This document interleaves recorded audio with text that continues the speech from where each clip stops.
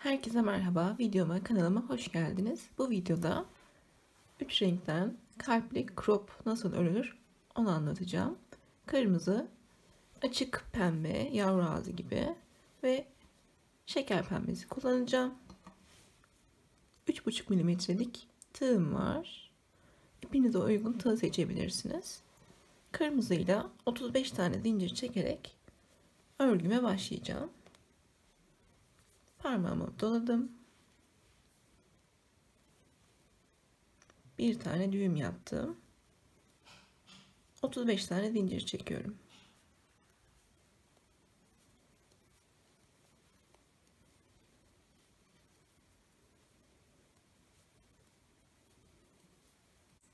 ...35 zincirden sonra 2 tane daha zincir çekiyorum.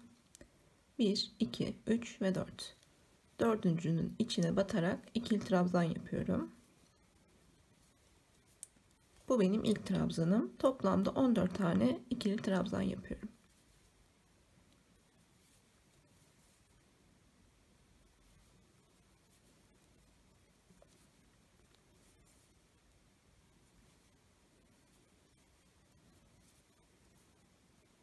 ...14 ikili trabzandan sonra 5 tane ilmeğe batıp sadece ilk ilmekleri öreceğim.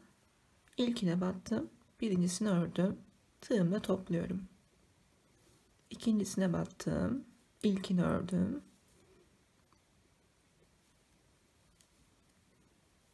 üçüncü,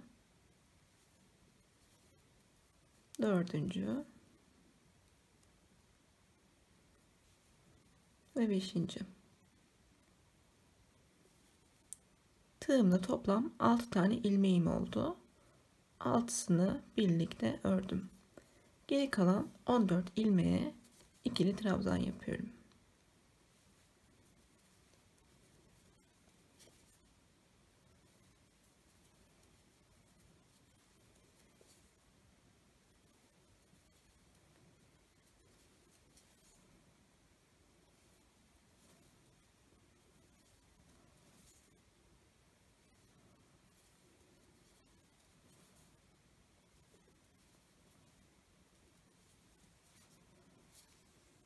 14 ikili trabzandan sonra son ilmeğin içine 6 tane ikili trabzan yapıyorum dönüş için.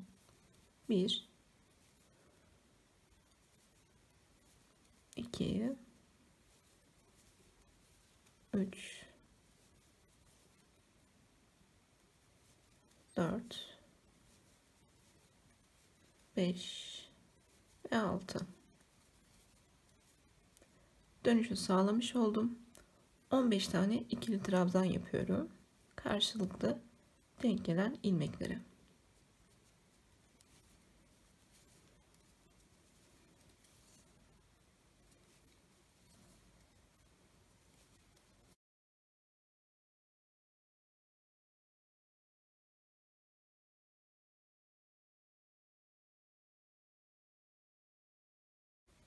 ...15 ikili trabzandan sonra ortadaki yere aynı ilmeğin içine 5 tane ikili trabzan yapıyorum. 1, 2, 3, 4 ve 5. Son bir ilmek kalana kadar trabzan yapmaya devam ediyorum.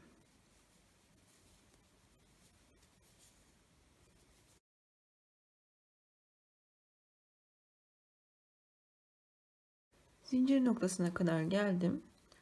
Buradaki zincirin alt kısmına 5 tane ikili trabzan yapıyorum. 1, 2, 3, 4, 5.'yi yaparken ilkini örüyorum. İkincisini örmüyorum çünkü renk değiştireceğim. Pembeyi parmağıma doladım. Son ilmeği pembeyle ördüm. Buradaki ilk ilmeğe batıp ilmek kaydırdım. 12 tane ikili trabzan yapıyorum pembeyle. Ondan önce 2 tane zincir çektim. Önüme gelen ilk 12 ilmeğe ikili trabzan.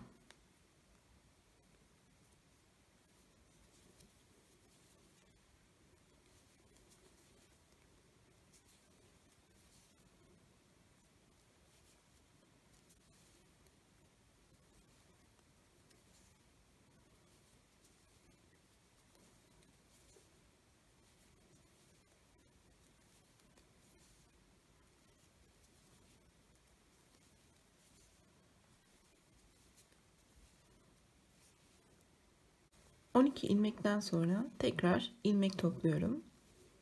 1 2 3 4 5 5 tane ilmeğe batıp tığıma 6 tane ilmek topladım. 6'sını birlikte ördüm. Geri kalan ilmeklere tekrardan ikili trabzan yapıyorum birer tane.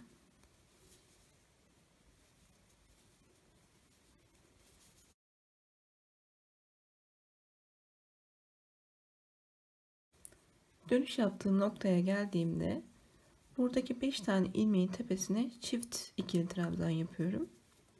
Yani her ilmekte 2 tane ikili trabzan. Birincisi,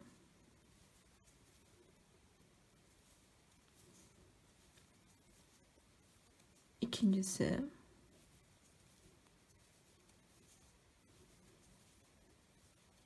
üçüncü,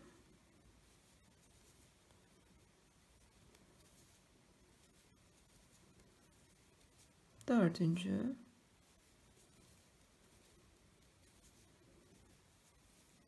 beşinci ve sonuncu. 18 tane ilmeğe ikili trabzan yaparak devam ediyorum. Her ilmekte bir tane.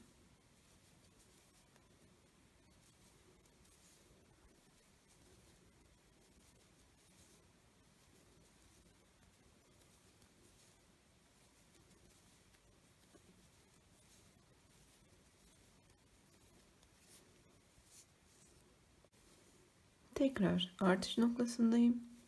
Aynı noktaya 5 tane ikili trabzan yapıyorum.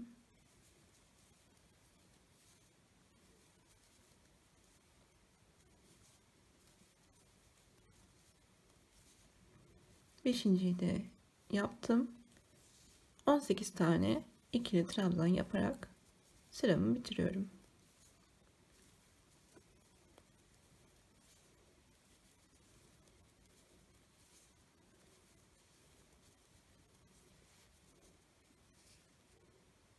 On sekiz ilmekten sonra kalan 5 ilmeğin her birine çift batıyorum.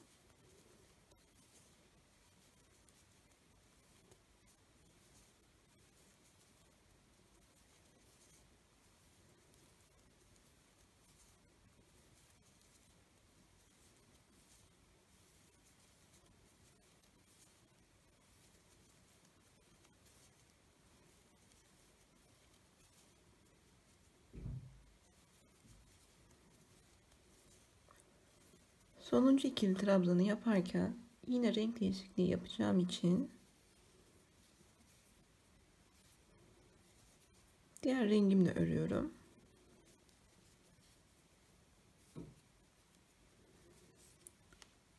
Burada çekmiş olduğum zincirin içine batarak kayma dikişi yapıyorum.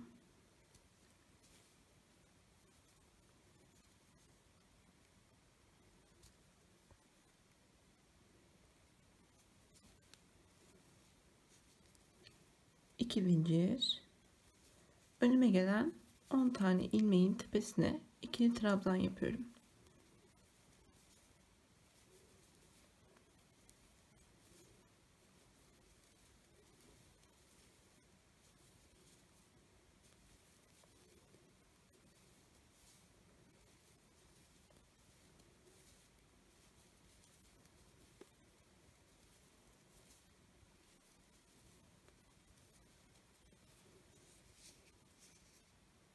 On tane ikili trabzandan sonra tekrardan ilmek toplamaya başlıyorum.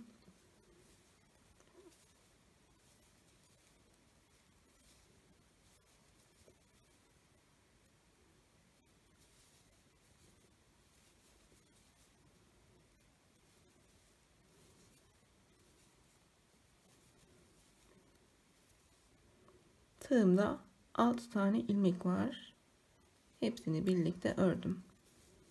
11 tane ikili trabzan yaparak devam ediyorum.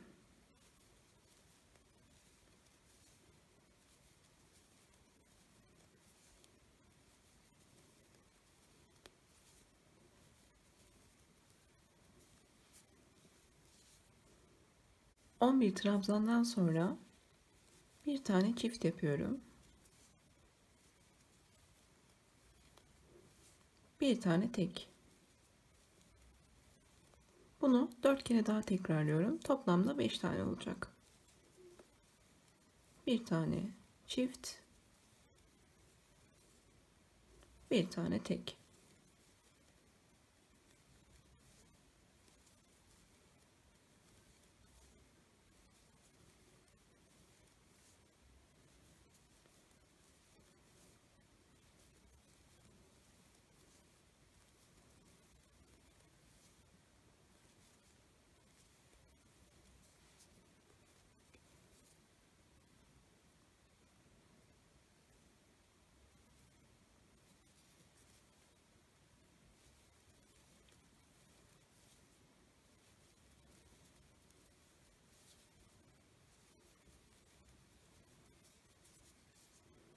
Dönüşü sağladıktan sonra artış noktasına kadar 20 tane ikili trabzan yapıyorum.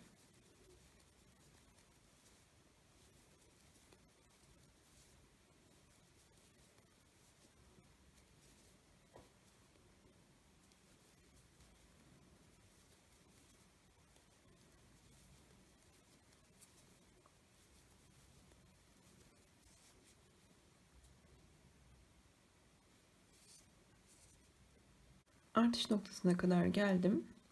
Aynı noktaya 5 tane ikili trabzan.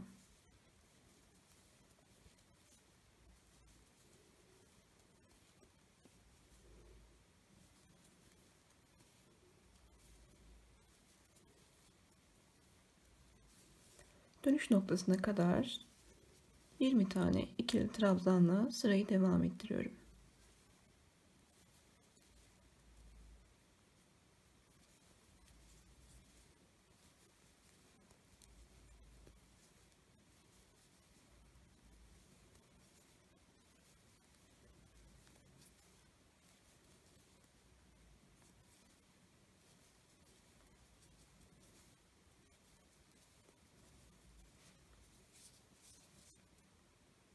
Dönüş noktasına geldim. Tekrardan bir tane çift, bir tane tek. Bunu 5 kere tekrarlıyorum.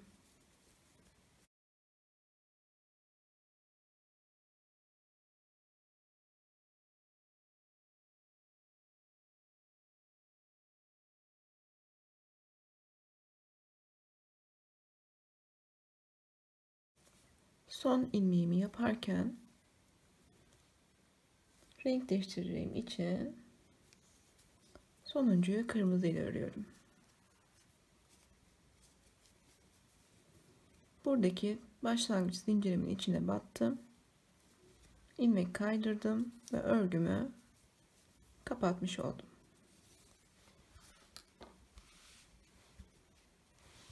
İki zincir çekerek yeni sırama başlıyorum. 8 tane ikili trabzan yapıyorum.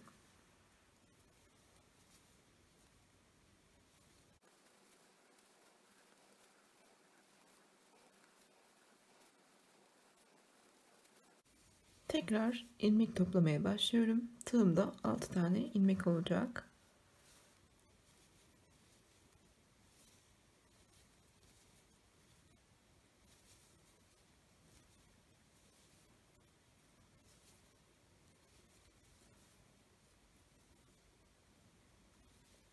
Hepsini birlikte ördüm. 9 tane ikili trabzanla devam ediyorum.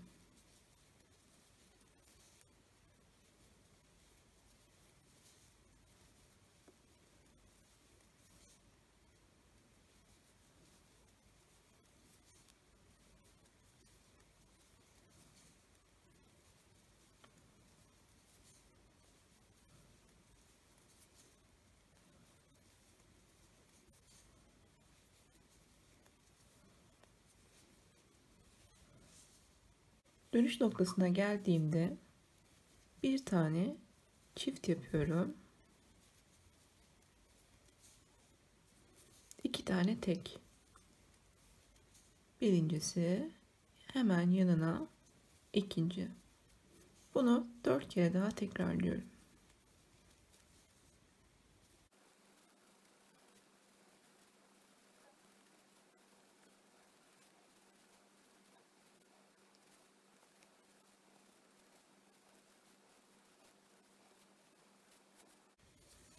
Artış noktasına kadar 22 tane ikili trabzan yapıyorum. Her ilmekte bir tane.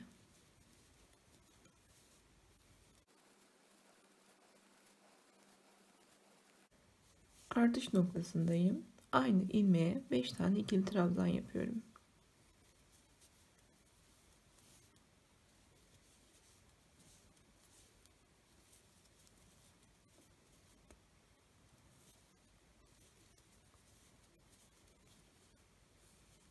Yirmi iki tane ikili trabzanlı sıramı devam ettiriyorum.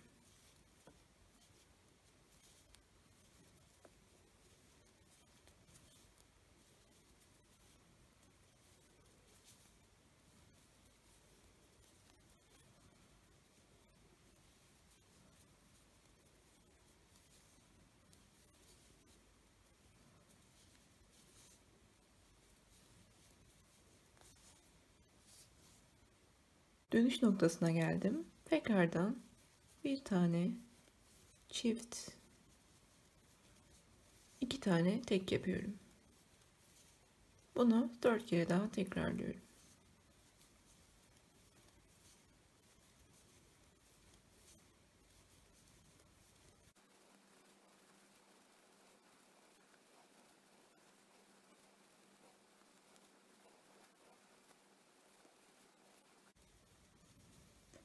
En son 2 tane tekli bitirdim. Çekmiş olduğum zincirin içine batarak ilmek kayma yapıyorum ve bu sırayı da tamamlamış oldum. Yeni sıraya geçiş yaparken 2 tane zincirle sırama başlıyorum. 6 tane ikili trabzan yapıyorum.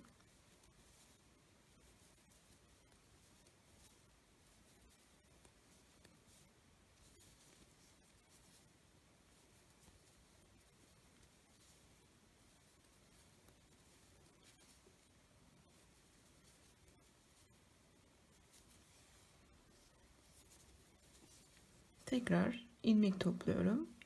Tığımda 6 tane ilmeğim olacak.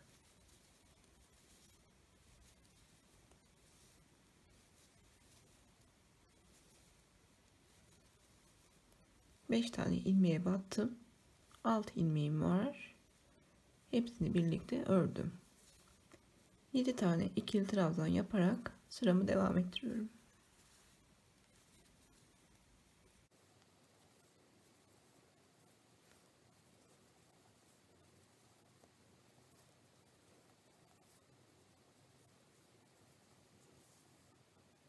Dönüş noktasına geldiğimde bir tane çift yapıyorum. 3 tane tek.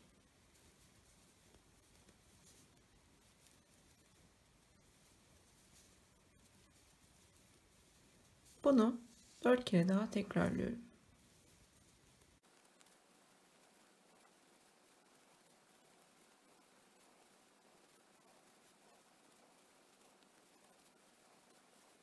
Artış noktasına geldim. Aynı noktaya 5 tane ikili trabzan yapıyorum.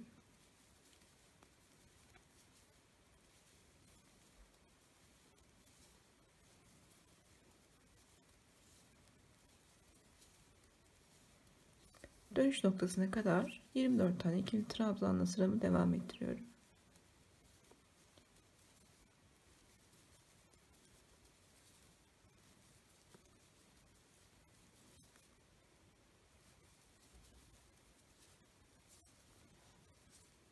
Dönüş noktasına geldiğimde bir tane çift yapıyorum. 3 tane tek.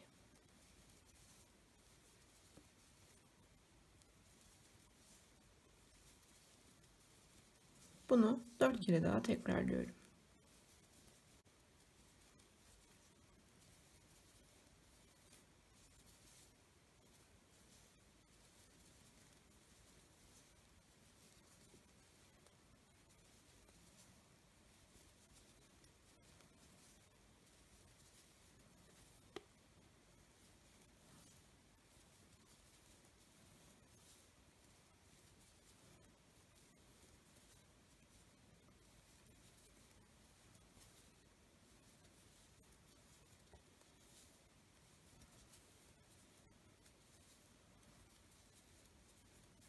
Son ilmeğimi yaparken yine renk değiştireceğim için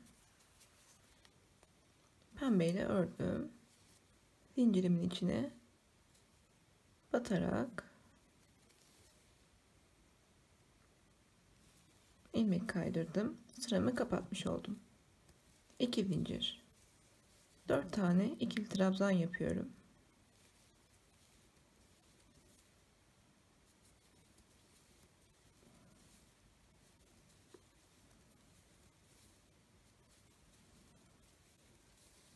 Tekrar ilmek topluyorum. Tığımda 6 tane ilmeğim olacak.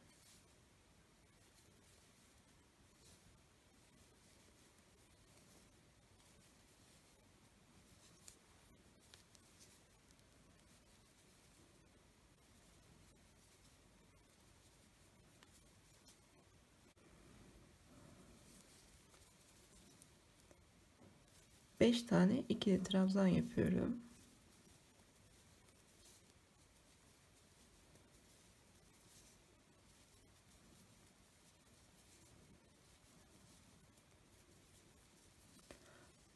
Dönüş noktasına geldiğimde bir tane çift,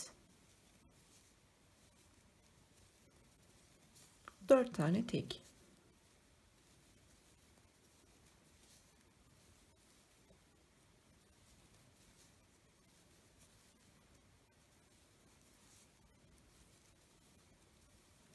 Bunu 4 kere daha tekrarlıyorum.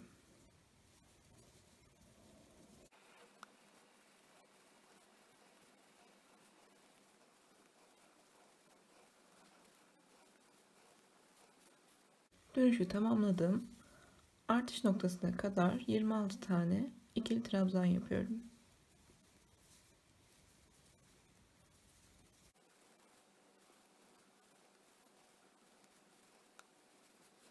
Artış noktasında 5 tane ikili trabzan yapıyorum.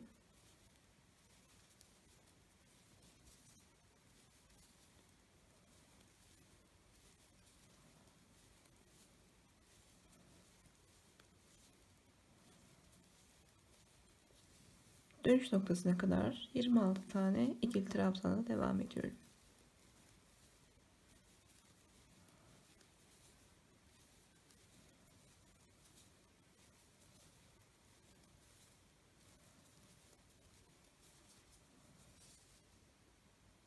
Dönüş noktasına geldiğimde bir tane çift yapıyorum.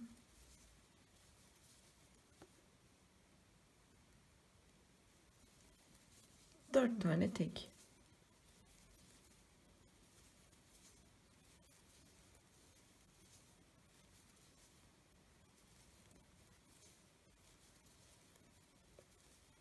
Bunu 4 kere daha tekrarlıyorum.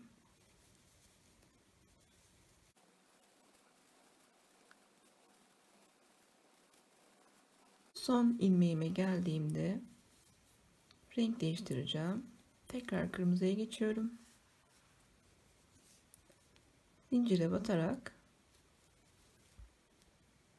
ilmek kaydırıyorum. Örgümü kapattım. 2 zincir, 2 tane ikili trabzan yapıyorum.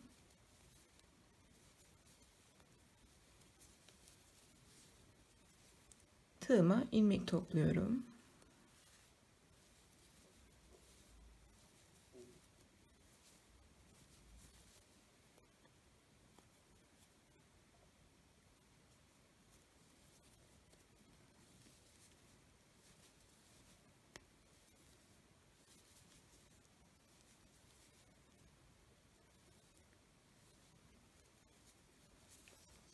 3 tane ikili trabzan yapıyorum.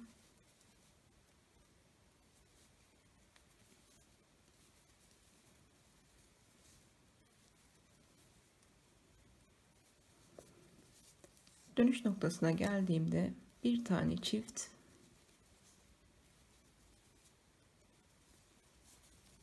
5 tane tek yapıyorum.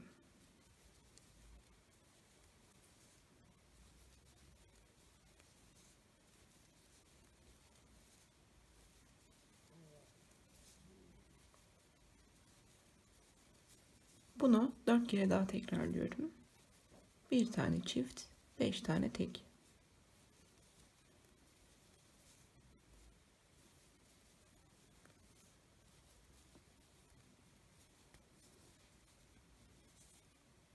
Dönüşü sağladıktan sonra 28 tane ikili trabzan yapıyorum artış noktasına kadar.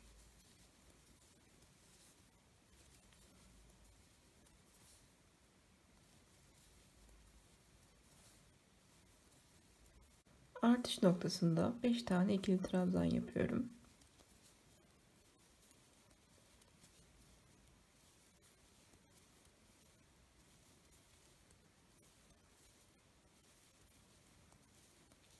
Tekrar dönüş noktasına kadar 28 tane ikili trabzan.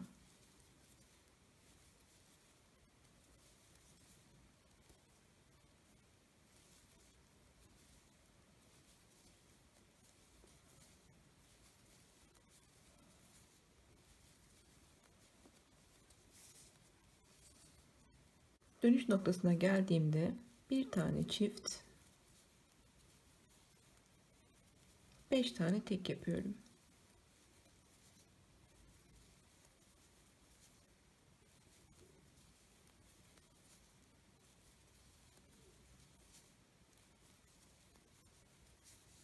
Bunu sıra sonuna kadar 4 kere daha tekrarlıyorum. Bir çift, 5 tek.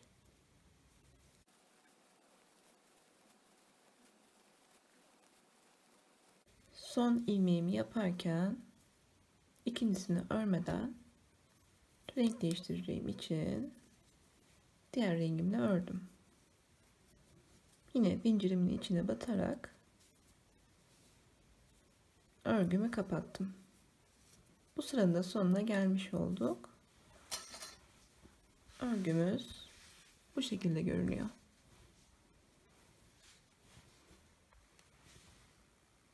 Yeni sıraya başlarken zincirimizi yaptıktan sonra direkt ilmek toplamaya başlıyorum.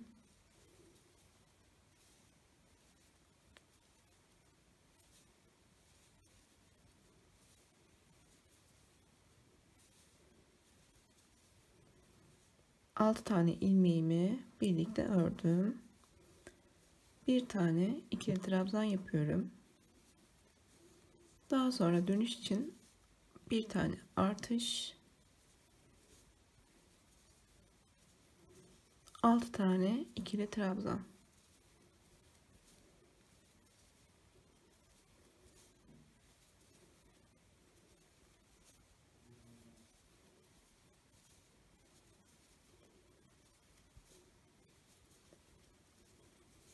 Tekrar bir tane artış, 6 tane ikili trabzan.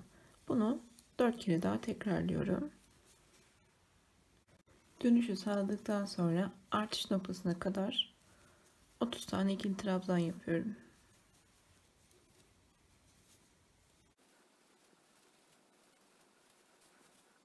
Artış noktasına geldiğimde 5 tane ikili trabzan yapıyorum aynı noktaya.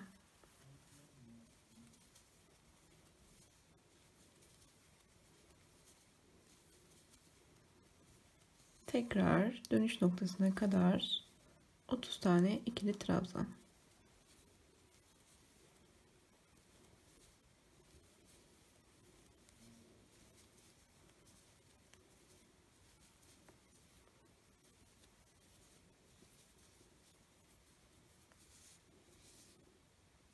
Dönüş noktasına geldiğimde bir tane çift,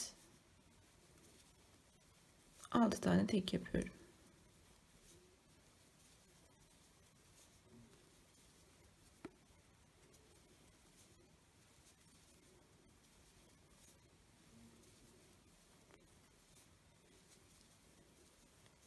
Bunu bitiş noktasına kadar devam ettiriyorum. 4 kere daha. Son ilmeğime geldiğimde renk değiştireceğim. Yeni rengimle ördüm. Zincirin içine batıp sıramı bitiriyorum. Tekrar 2 zincir. Bu sefer tığıma 3 tane ilmek topluyorum.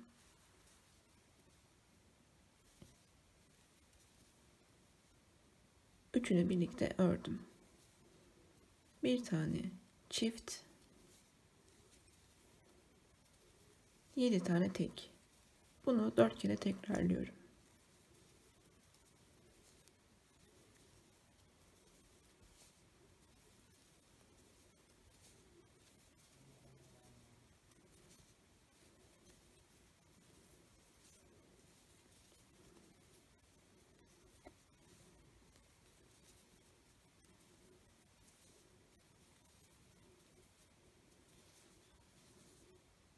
Dönüşü sağladım. Artış noktasına kadar 32 tane ikili trabzan yapıyorum.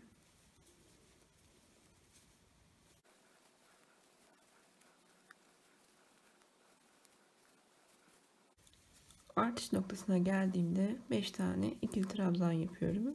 Aynı noktaya.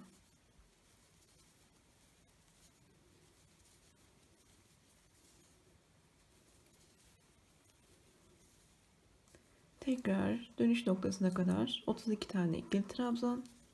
Daha sonra bir çift 7 tek ile sırayı bitireceğim.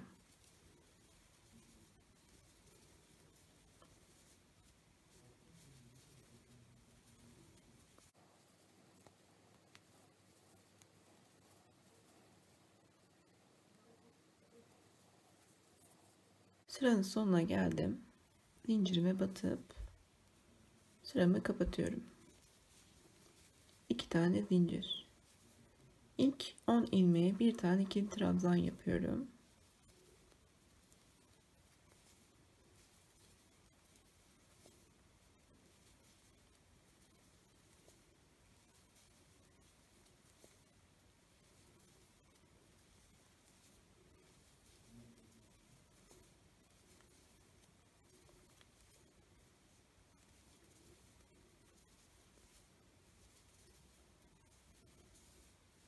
Bir tane çift,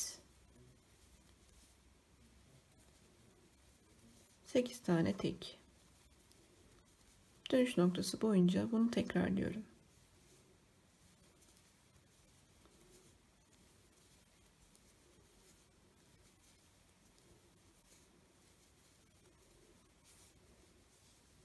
Dönüşü sağladım. Artış noktasına kadar 34 tane ikili trabzan yapıyorum.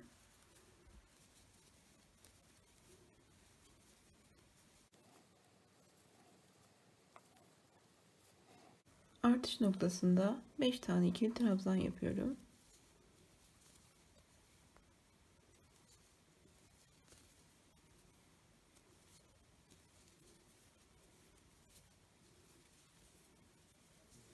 Tekrar 34 tane ikili trabzan yapıp dönüş noktasında 7 tane tek, bir tane çift yapıp sıramı bitireceğim.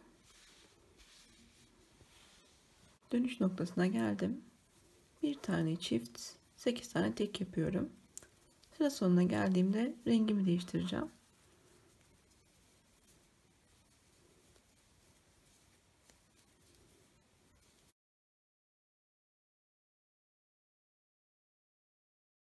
Sıramı bitirdim. Rengimi değiştirip 2 tane zincir çektim.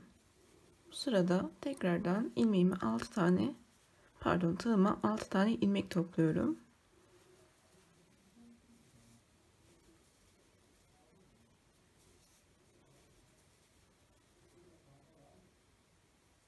Altısını birlikte ördüm.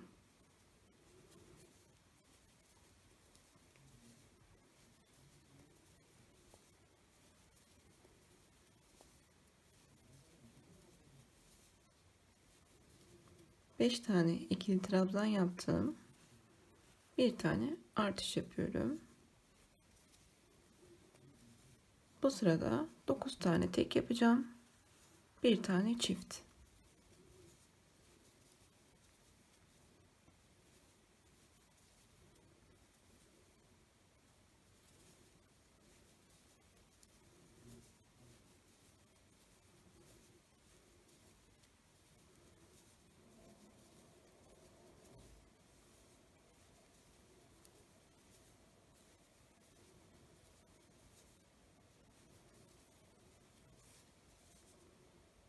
Dönüşümü sağladım.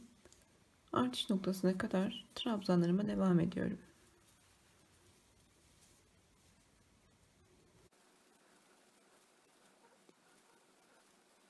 ...36 tane ikili trabzanı yaptım. Artış noktasında 5 tane ikili trabzan yapacağım.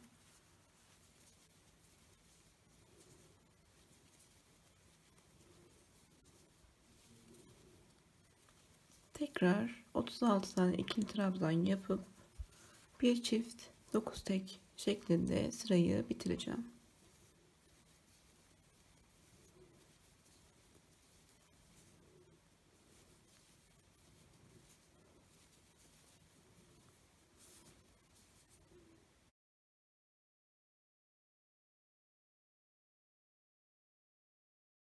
Dönüşümü tamamladım. Sıra sonuna geldiğimde rengimi değiştirdim. 2 tane zincir çektim. Şimdi tığıma 3 tane ilmek toplayacağım.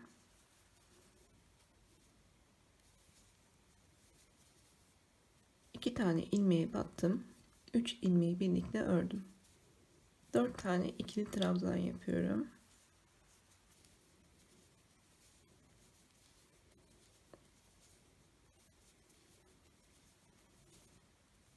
Bir tane çift. 10 tane tek.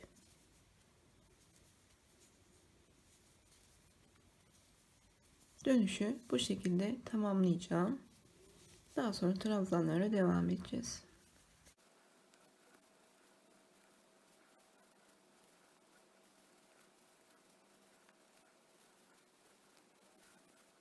Dönüşü tamamladım. Artış noktasına kadar trabzan yaparak devam ediyorum.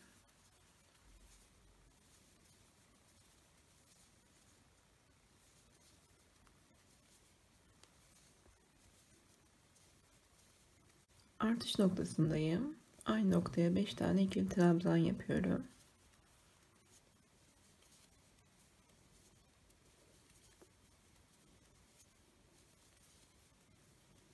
Tekrar 38 tane ikili trabzan yapıp artış noktasına geldiğimde burası bir tane çift 10 tane tek yaparak dönüşü sağlayacağım ve sıramı bitirip diğer sıraya geçeceğim.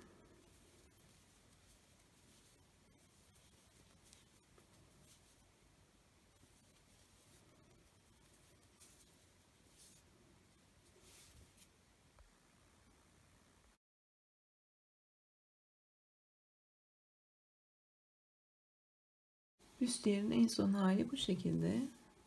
Rengimi yine değiştirdim. Son 2 sıram kaldı. Kırmızıyla öreceğim o iki rengi de. Sırayı da. 2 tane zinciri çektikten sonra 1 2 3 4 ve 5 tane ilmek ördüm. Bir tane çift.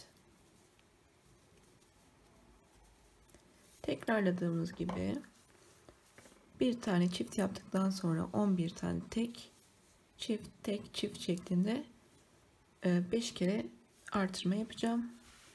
Daha sonra köşe noktasına kadar ilmeklerimi öreceğim.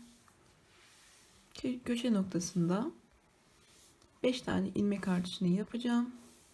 Daha sonra tekrar dönüş noktasına kadar hiçbir artırma yapmadan örüp dönüş noktasına tekrardan 11 tek bir çift şeklinde artışlarımı devam ettireceğim. Oraları göstermeyeceğim. Çok tekrar etti çünkü. Anlaşılır olduğunu düşünüyorum. Şimdi bu son 2 sırayı Böyle devam ettireceğim. Bir sonraki sırada 12 tek bir çift şeklinde ilerleteceğim. Şimdilik devam ediyorum.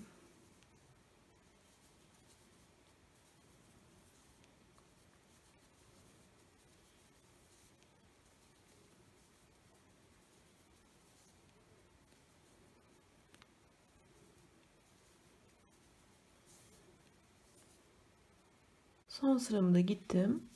Zincirimin içine battım ve örgüm bitti. Zincir çekmeden belli bir uzunlukta ipimi kesiyorum. Burada bir bitiş düzgün dursun istediğim için zincir çekmedim. Bunu iğnemin ucuna takıp ters taraftan gizleyeceğim. Şimdi yanlardan arkaya uzanan kısmı öreceğiz. Ben bu başlangıç noktasından omuz üstü, burası göğüs üstü, omuza denk gelen, buradan da kol altına gidecek. Bu orta noktadan 35 tane ilmek saydım.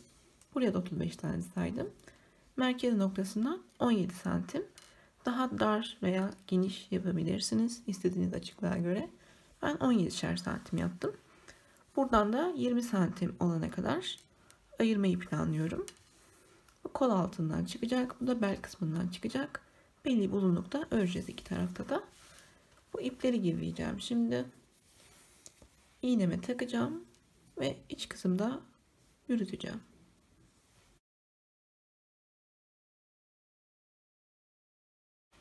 Ben işaretleyicilerimi koydum. Merkezden omuz üstü 17,5 santim. Bu kol altından bel kısmına olan kısımda 20 santim. İlmek sayısı değişebilir yaptığınız ölçüye göre. Bu taraftan başlayacağım. Sadece kırmızıyla öreceğim ben. İpime bir tane düğüm yaptım. İşaretlediğim yerden ilmeğimi kaydırdım. 2 zincir. Aynı noktadan ikili trabzan yaparak üst kısımdaki işaretlediğim yere kadar devam edeceğim.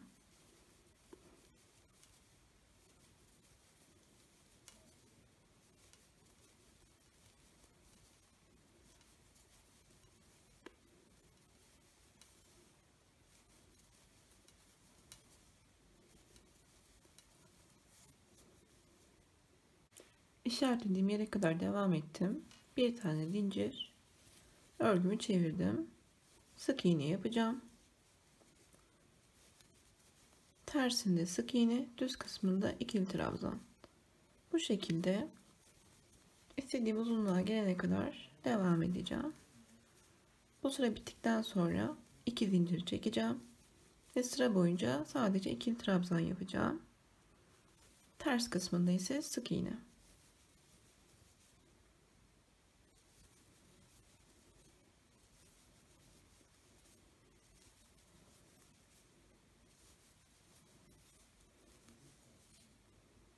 Belli bir uzunluğa kadar ördüm. Şöyle bakarsak 13 santim bir uzunluk oldu. Bu benim için yeterli. Burada en son ikili trabzanla bitirdim. 2 tane zincir çekip ipimi keseceğim.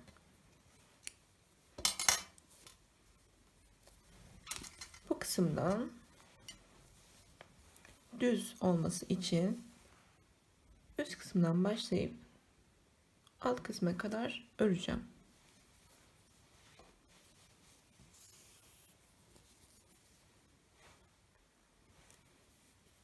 Bir tane düğüm yaptım.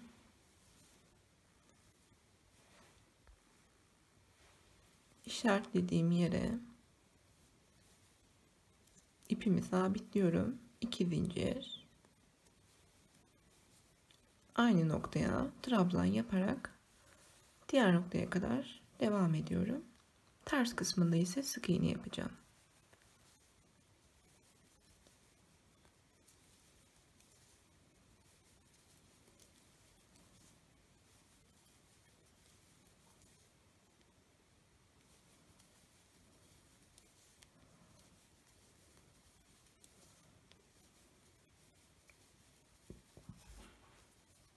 İşaretlediğim yere kadar geldikten sonra bir zincir çektim. Arka kısmına geçtiğimde sık iğne ile devam edeceğim. Diğer tarafta hangi uzunlukta yaptıysanız, kaç sıra yaptıysanız burada da o kadar yapacağız. Bu şekilde devam edeceğim. Düz kısmında ikili trabzan, ters kısmında sık iğne. Daha sonra askı kısmını bağlama ipini yapacağız ve büstiyer tamamlanmış olacak.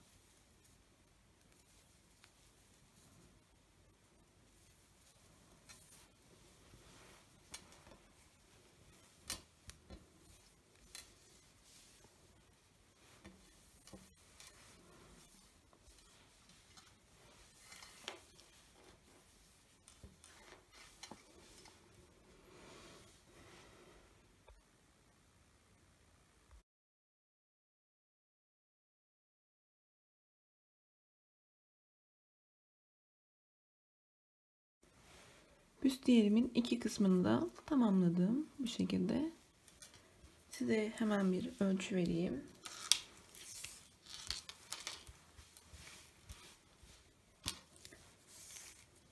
Boyu 34 santim, 35 hatta. Kalbin orta kısmı, yanlar hariç 36 santim. Kenarları zaten istediğiniz uzunlukta yapabilirsiniz. İki uç kısmı, göğüs kısmını ölçüyorum şu an.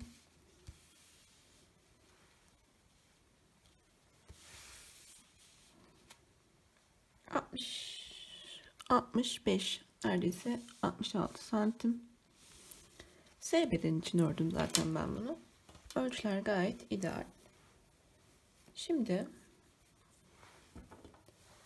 boyun kısmı için ve sırt için ip yapmamız gerekiyor. Önce boyun kısmını yapalım. Sadece zincir çekerek yapacağım. İstediğiniz uzunlukta yapabilirsiniz. 120 tane zincir çekeceğim.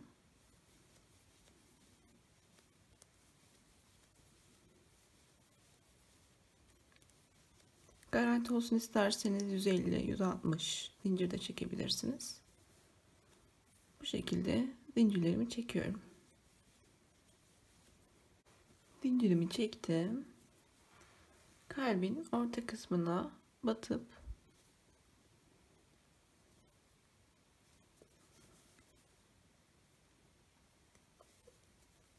ilmek çıkardım ve ilmek kaydırdım.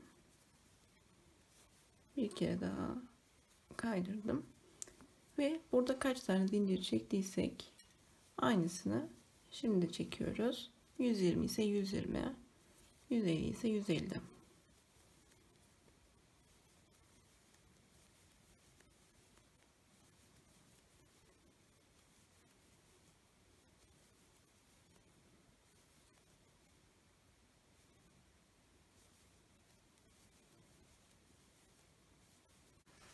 İstediğim zincir sayısına ulaştıktan sonra ipimi kesiyorum. Boyun kısmı için askımız hazır oldu. Şimdi sırt kısmı için yine 200-300 tane zincir çekeceğim. Göz kararı yapabilirsiniz. Daha sonra sabitleyeceğim korse ipi gibi. Yine kırmızı ile yapıyorum ben.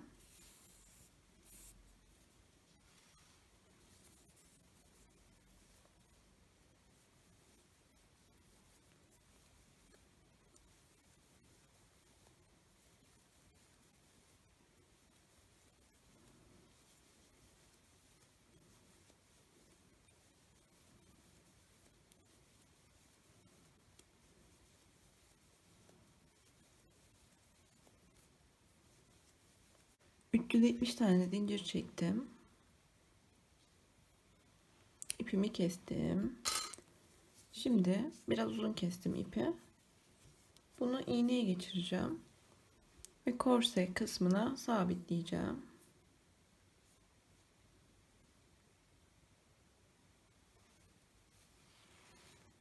iş yapar gibi.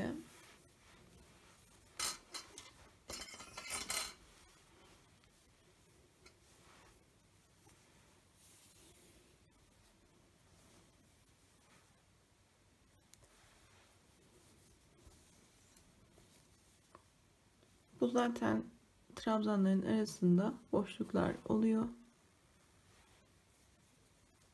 Önden arkaya, arkadan öne. Karşılıklı düz kısımlarını dikeceğim.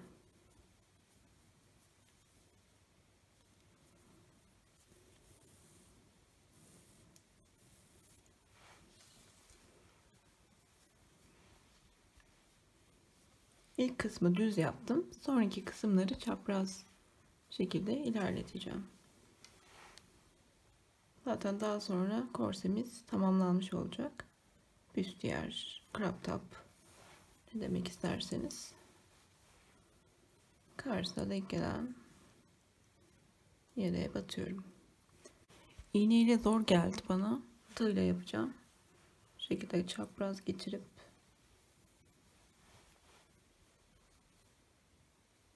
tığla iç kısma alıyorum zinciri.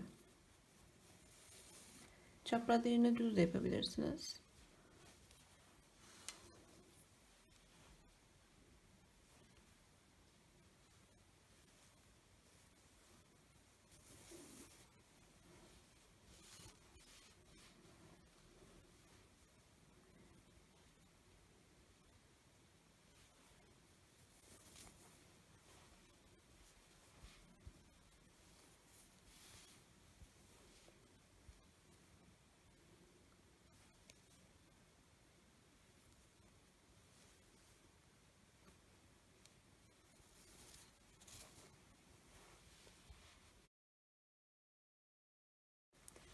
Korse kısmını tamamladım. Bu genişletilebilir. S beden için ördüm ama M beden de giyebilir. Tabii bunu genişletebileceği için. Alt kısımda en son bağlıyoruz. İstediğiniz gibi. Ön kısmı da bu şekilde. Korse görüntüsü. Burası göbek üstünde kalıyor. Göğüs kısmı bu şekilde. Bu ipleri de boyunda bağlıyoruz. Dediğim gibi bu şekilde bütün detayları anlattım. Umarım anlaşılır bir video olmuştur. Ben de ilk kez denedim. İlk denemeye göre gayet hoşuma gitti. İçime sindi. Eğer beğendiyseniz beğenmeyi, kanalıma abone olmayı unutmayın. Bildirimleri açarak yeni videolardan haberdar olabilirsiniz. Bana da destek olmuş olursunuz. Açıklama kısmından Instagram adresime ulaşabilirsiniz. Orada anketler yapıyorum. Hangi tarifleri istersiniz, neler örelim diye soruyorum sizlere. Dilerseniz takip edebilirsiniz. Ördüğünüz zaman benimle paylaşmayı unutmayın. Örecek olanlara kolay gelsin. Bir sonraki videoda görüşmek üzere. Hoşça kalın.